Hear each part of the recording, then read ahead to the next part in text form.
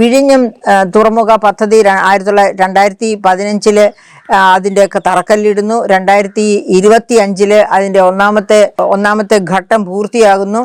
പക്ഷേ അത്ര കാലം കൊണ്ട് പോലും വിഴിഞ്ഞം പ്രോജക്റ്റിൻ്റെ പേരിൽ കുടിയൊഴിപ്പിക്കപ്പെട്ട ഫിഷർ ഫോക്കിനോ ഒരുപാട് ആയിരക്കണക്കിന് ഫിഷർ ഫോക്ക് അവർക്ക് നീതി ലഭിച്ചിട്ടില്ല, അവരെ റീഹാബിലിറ്റേറ്റ് ചെയ്തിട്ടില്ല. അപ്പോൾ അതിന് സഹായകരമായ രീതിയിൽ വേണ്ട നടപടികൾ എടുക്കും, അവർക്ക് പട്ടയം ലഭ്യമാക്കും. ഇതൊക്കെയാണ് ഈ പദ്ധതിയിലൂടെ അദ്ദേഹം പറയുന്നത്. അതുപോലെ തന്നെ തൊഴിലുറപ്പ് പദ്ധതി, ധാരാളം വനിതകൾ ഇവിടെ കേരളത്തിലെ തൊഴിലുറപ്പ് പദ്ധതിയിൽ 95% പേരും സ്ത്രീകളാണ് ജോലി ചെയ്യുന്നത്. അങ്ങനെ തൊഴിലുറപ്പ് പദ്ധതിയിൽ ജോലി ചെയ്യുന്ന അവരുടെ തൊഴിലിലെ ആവശ്യത്തിനായി 1422.60 കോടി രൂപയാണ് വകകൊള്ളിച്ചിരിക്കുന്നത്. വിദ്യാഭ്യാസ മേഖലയുമായി ബന്ധപ്പെട്ട് മറ്റൊരു ബജറ്റ് ഐറ്റം എന്ന് പറയുന്നത് വിദ്യാർത്ഥികളിൽ ശാസ്ത്രബോധം വളർത്തുന്നതിനും കേരളത്തെ ഒരു ആഗോള വിജ്ഞാന ഹബ്ബായി മാറ്റുന്നതിനുമായി Jawaharlal Nehru centre for scientific temper എന്ന ഒരു പുതിയ പദ്ധതി അദ്ദേഹം ആവിഷ്കരിക്കുന്നതാണ് എന്ന് ചൂണ്ടിക്കാട്ടിയിരിക്കുന്നു. നിർമ്മിത ബുദ്ധി, ക്വാണ്ടം കമ്പ്യൂട്ടിംഗ്, ബയോടെക്നോളജി ഉൾപ്പെടെയുള്ള അത്യാധുനിക സാങ്കേതിക വിദ്യയുടെ സാധ്യതകളെ മുൻകൂട്ടി മനസ്സിലാക്കി ഉപയോഗപ്പെടുത്താൻ ഫ്യൂച്ചർ റെഡിനെസ് തിങ്ക് ടാങ്ക് രൂപീകരിക്കും. ഫ്യൂച്ചർ റെഡിനെസ് തിങ്ക് ടാങ്ക് രൂപീകരിക്കും. ഇതാണ് മറ്റൊരു വളരെ പ്രധാനപ്പെട്ട ബജറ്റ് മുൻപോട്ട് വയ്ക്കുന്ന നിർദ്ദേശം.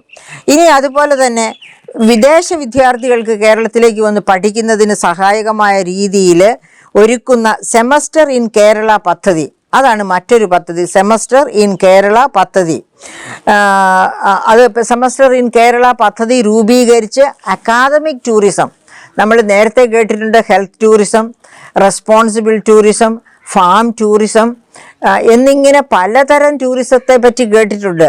പക്ഷേ നമ്മൾ ഈ പറയപ്പെട്ട അക്കാദമിക് ടൂറിസം അത് ശക്തിപ്പെടുത്തും എന്ന് പറയുമ്പോൾ അദ്ദേഹം ആ ടൂറിസം മേഖലയിലേക്ക് ഒരു പ്രധാന അതിഥിയെ കൂടി കൂട്ടിച്ചേർക്കുന്നു. പക്ഷേ ആ അതിഥി കൂടുതലും വിജ്ഞാന മേഖലയുമായി അഥവാ വിദ്യാഭ്യാസ മേഖലയുമായി ബന്ധപ്പെട്ടിരിക്കുന്ന അതിഥിയാണെന്നും കൂടി ഓർക്കണം. ഇനി അതുപോലെ സിദ്ധാർത്ഥൻ്റെ ഡിസ്ട്രസ് മരണം നമുക്ക് ഓർമ്മയുണ്ട്. പൂക്കോട് വെറ്റിനറി കോളേജിലെ സിദ്ധാർത്ഥൻ്റെ മരണം, അത് നമ്മളിലൊക്കെ സൃഷ്ടിച്ച മുറിവുകൾ ഇപ്പോഴും ഉണങ്ങാതിരിക്കുകയാണ്. നമ്മുടെ ഹൃദയത്തിൽ സൃഷ്ടിച്ച മുറിവുകൾ ഉണങ്ങിയിട്ടില്ലെങ്കിൽ അവരുടെ മാതാപിതാക്കളിൽ സൃഷ്ടിച്ച മുറിവുകൾ നമുക്ക് ഓർക്കാം. അതുപോലെ തന്നെയാണ് കണ്ണൂർ ഡെൻ്റൽ കോളേജിലെ ആ വിദ്യാർത്ഥിയുടെ മരണം സൃഷ്ടിച്ച മുറിവുകൾ. അപ്പോൾ ഇതൊക്കെ കണക്കിലെടുത്തുകൊണ്ട് അതുപോലെ തന്നെയാണ് കോട്ടയത്തെ ഒരു നഴ്സിംഗ് വിദ്യാർത്ഥിനിയുടെ മരണം. ഇങ്ങനെ നിരവധി മരണങ്ങളാണ് റിപ്പോർട്ട് ചെയ്ത് കേൾക്കുന്നത്. അപ്പോൾ അത്തരം സംഭവങ്ങളുടെ ഒക്കെ അങ്ങനെ ഇനി സംഭവിക്കാതിരിക്കാനായിട്ട് ക്യാമ്പസുകളിൽ ഒരു സുരക്ഷ, ഈ റാഗിങ്ങിനെതിരെ ഒരു സുരക്ഷ ഒരുക്കാൻ വേണ്ടിയാണ് സിദ്ധാർത്ഥൻ സ്റ്റുഡൻറ്റ് ഡിസ്ട്രസ് ആപ്പ് എന്നൊരു ആപ്പ് രൂപീകരിക്കാനായിട്ട് അദ്ദേഹം തീരുമാനിച്ചിട്ടുണ്ട്. പിന്നെ അതുപോലെ തന്നെ 2036 ഒളിമ്പിക്സിൽ മത്സരിക്കാൻ പ്രാപ്തിയുള്ള കായിക താരങ്ങളെ, കേരളം ഒരു കായിക താരങ്ങളുടെ ഹബ്ബാണെന്ന് നമുക്കറിയാം. പ്രകൃതിദത്തമായി തന്നെ ഈ കേരളം ഒരു ഹബ്ബാണ്. അപ്പോൾ അങ്ങനെയുള്ള ആ പ്രകൃതിദത്തമായ ആ ഹബ്ബിൽ തന്നെ ഇപ്പോൾ ഈ സ്പോർട്സ് കാര്യങ്ങളിലൊക്കെ കുട്ടികൾ പുറകോട്ട് പോകുന്നുണ്ട്.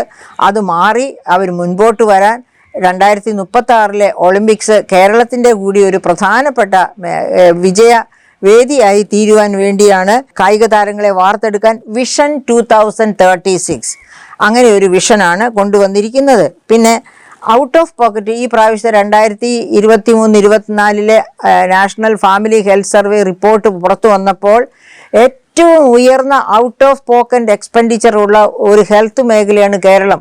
കേരളം ഹെൽത്തിൻ്റെ കാര്യത്തിൽ 1ാം സ്ഥാനത്താണ് എന്നൊക്കെ എല്ലായ്പ്പോഴും വലിയ വാചകം പറയാറുള്ളതാണ് നമ്മുടെ ഗവൺമെൻറ്റുകൾ. പക്ഷേ ഫാമിലി ഹെൽത്ത് സർവേ പറയുന്നത് ഏറ്റവും ഉയർന്ന ഔട്ട് ഓഫ് പോക്കറ്റ് എന്ന് വെച്ചാൽ ഇവിടെയുള്ള ഈ മൾട്ടി സ്പെഷ്യാലിറ്റി ആശുപത്രികളൊന്നും സാധാരണക്കാർക്ക് അപ്രോച്ചബിൾ അല്ല. സാധാരണക്കാർക്ക് വേണ്ടത്ര ചികിത്സാ സൗകര്യങ്ങൾ ഇവിടുത്തെ മെഡിക്കൽ കോളേജുകൾ നൽകുന്നില്ല. അതൊക്കെ കാരണം അത്തരം ഒരു സാഹചര്യത്തിൽ ഈ ഔട്ട് ഓഫ് പോക്കറ്റ് എക്സ്പെൻഡിച്ചർ, ജീവൻ മരണ പോരാട്ടം ഉണ്ടാകുമ്പോൾ ഏതൊരു പേഷ്യൻറ്റും സ്വകാര്യ മെഡിക്കൽ കോളേജുകളിൽ പോകും, അതായത് സൂപ്പർ സ്പെഷ്യാലിറ്റി മെഡിക്കൽ കോളേജുകളിലൊക്കെ പോകും. അങ്ങനെ അവരുടെ പോക്കറ്റ് കാലിയാകും. ചിലപ്പോൾ പിന്നെ കുടുംബം ഒന്നിച്ച് തന്നെ കടക്കണിയിലേക്ക് പോകുന്ന അവസ്ഥയൊക്കെയുണ്ട്. അപ്പോൾ അത് അവോയ്ഡ് ചെയ്യാനുള്ള നടപടികൾ, അതായത് ഔട്ട് ഓഫ് പോക്കറ്റ് എക്സ്പെൻഡിച്ചർ കുറയ്ക്കാനുള്ള നടപടികൾ എടുക്കുമെന്നാണ് അദ്ദേഹം വാഗ്ദാനം ചെയ്യുന്നത്. എന്ന് വെച്ചാൽ സാധാരണ ആശുപത്രികൾ നല്ല സ്റ്റാൻഡേർഡിൽ മുന്നോട്ട് പോകത്തക്ക രീതിയിലുള്ള ധാരാളം ആശുപത്രികൾക്ക് വേണ്ട പ്രൊമോഷൻ നൽകും. അതുപോലെ തന്നെ ഇപ്പോൾ നിലവിലുള്ള മെഡിക്കൽ കോളേജുകളുടെ പ്രവർത്തനം കൂടുതൽ ശക്തിപ്പെടുത്തും.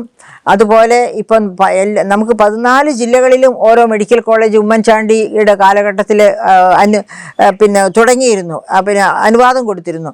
അങ്ങനെ തുടങ്ങിയ മെഡിക്കൽ കോളേജുകൾ പലതും ഇപ്പോൾ വേണ്ടത്ര സൗകര്യങ്ങളൊന്നുമില്ലാതെ കഴിയുകയാണ്. അപ്പോൾ അത്തരം മെഡിക്കൽ കോളേജുകളെ കൂടി സ്റ്റാൻഡേർഡൈസ് ചെയ്ത് വേണ്ട സൗകര്യങ്ങളൊക്കെ കൊടുത്ത് ഈ ഔട്ട് ഓഫ് പോക്കറ്റ് എക്സ്പെൻഡിച്ചർ കുറച്ചു കൊണ്ടുവരും. വളരെ പ്രധാനപ്പെട്ട ഒരു തീരുമാനമാണ് ഔട്ട് ഓഫ് പോക്കറ്റ് എക്സ്പെൻഡിച്ചർ കുറച്ചു കൊണ്ടുവരിക എന്ന് വെച്ചാൽ. പ്രവാസികൾ പോലും പറയാറുണ്ട് അവരുടെ പ്രവാസത്തിൽ നിന്ന് കൊണ്ടുവന്ന പൈസ അത് ഇൻവെസ്റ്റ് ചെയ്ത് അതിൻ്റെ ബേസിസിൽ അതിൻ്റെ പലിശ കൊണ്ടായിരിക്കും അവരുടെ വാർദ്ധക്യം അവർ കഴിക്കേണ്ടി വരുന്നത്. അപ്പോഴൊക്കെ ഇവിടുത്തെ ഈ ചികിത്സാ ചെലവ് അതിഭീകരമാണ്, അതുകൊണ്ട് ആ ചികിത്സാ ചെലവുമായി മുന്നോട്ട് പോകാൻ പറ്റുന്നില്ല എന്ന് സങ്കടപ്പെടുന്ന ഒരുപാട് പ്രവാസികളുണ്ട്. ആ പ്രവാസികൾ അങ്ങനെ പറയുമ്പോൾ ഇവിടെ ഉണ്ടായിരുന്ന സാധാരണക്കാരുടെ കാര്യം, അവർ 60 കഴിഞ്ഞവരുടെ കാര്യം നമുക്ക് പ്രത്യേകിച്ച് എടുത്തു പറയണ്ടല്ലോ. അവരൊക്കെ വലിയ ക്ലേശത്തിലാണ്. ഈ പോക്കറ്റിൽ നിന്ന് പണം കൊടുത്ത് ജീവൻ രക്ഷിക്കേണ്ടി വരുന്നു എന്നുള്ള ആ ദുരവസ്ഥയിൽ. അപ്പോൾ ആ ഔട്ട് ഓഫ് പോക്കറ്റ് എക്സ്പെൻഡിച്ചർ എത്രയും കുറച്ച് കൊണ്ടുവരാൻ വേണ്ട സജ്ജീകരണങ്ങൾ കേരള സംസ്ഥാനത്ത് തന്നെ സ്വകാര്യ മേഖലയിലും സർക്കാർ മേഖലയുമായി, അതായത് ജനറൽ ഹോസ്പിറ്റൽസ്, മെഡിക്കൽ കോളേജുകൾ, ജില്ലാ ആശുപത്രികൾ, ഇവയൊക്കെ ശക്തിപ്പെടുത്തി ഇവയുടെയൊക്കെ സൗകര്യങ്ങൾ വർദ്ധിപ്പിച്ച് പേഷ്യൻ്റ് ഡോക്ടർ റേഷ്യോ വർദ്ധിപ്പിച്ച് പേഷ്യൻ്റ് നേഴ്സ് റേഷ്യോ വർദ്ധിപ്പിച്ച് മരുന്നുകളെല്ലാം ലഭ്യമാക്കി അങ്ങനെ ഔട്ട് ഓഫ് പോക്കറ്റ് എക്സ്പെൻഡിച്ചർ കുറയ്ക്കുമെന്നാണ് അദ്ദേഹം പറഞ്ഞിരിക്കുന്നത്. അതുപോലെ മറ്റൊരു തീരുമാനം ബജറ്റിൽ പറഞ്ഞിരിക്കുന്നത്, ഇപ്പോൾ തന്നെ നമുക്കറിയാം ധവളപത്രത്തിലൊക്കെ പറഞ്ഞിരിക്കുന്നത് പോലെ കാരുണ്യ ബെനവളൻസ് സ്കീം, അതായത് പാവപ്പെട്ട രോഗികൾക്ക് വേണ്ടി ലോട്ടറി ടിക്കറ്റ്, കാരുണ്യ ലോട്ടറി വഴി സമാഹരിച്ച പണം പോലും കൊടുത്ത പൂർണ്ണമായിട്ട് ആ ആശുപത്രികൾക്ക് കൊടുക്കാതെ കുടിശ്ശികയിട്ടത് കൊണ്ട് അത്തരം കാരുണ്യ സ്കീമിൽ പെട്ട ആശുപത്രികൾ ഇപ്പോൾ അതിൽ നിന്ന് ഒഴിഞ്ഞു പോവുകയാണ്. അവരെ തിരിച്ച് അതിലേക്ക് ഉൾപ്പെടുത്തിക്കൊണ്ട് അവർക്ക് കൊടുക്കാനുള്ള ആ കുടിശ്ശിക ഘട്ടം ഘട്ടമായി കൊടുത്തു തീർക്കും എന്നുകൂടി അദ്ദേഹം ആവർത്തിച്ച് പറയുന്നു. ഈ സ്ത്രീകളുടെ യാത്രാ സൗകര്യം അതിനു വേണ്ടിയിട്ടാണല്ലോ പ്രിയദർശിനി പദ്ധതി കൊണ്ടുവന്നിട്ടുള്ളത്. ആ പ്രിയദർശിനി പദ്ധതി ഇപ്പോൾ മുൻപോട്ട് പോകുന്നു. അതുപോലെ തന്നെ 25 ലക്ഷം രൂപയുടെ കുടുംബ ആരോഗ്യ പദ്ധതി മുൻപോട്ട് പോകുന്നു. അതോടൊപ്പം തന്നെയാണ് മറ്റ് നൽകിയിരുന്ന വാഗ്ദാനങ്ങൾ ഓരോന്നും ഘട്ടം ഘട്ടമായി നടപ്പാക്കുമെന്ന ഉറപ്പ് തന്നുകൊണ്ടാണ് ബജറ്റ് അവസാനിക്കുന്നത്.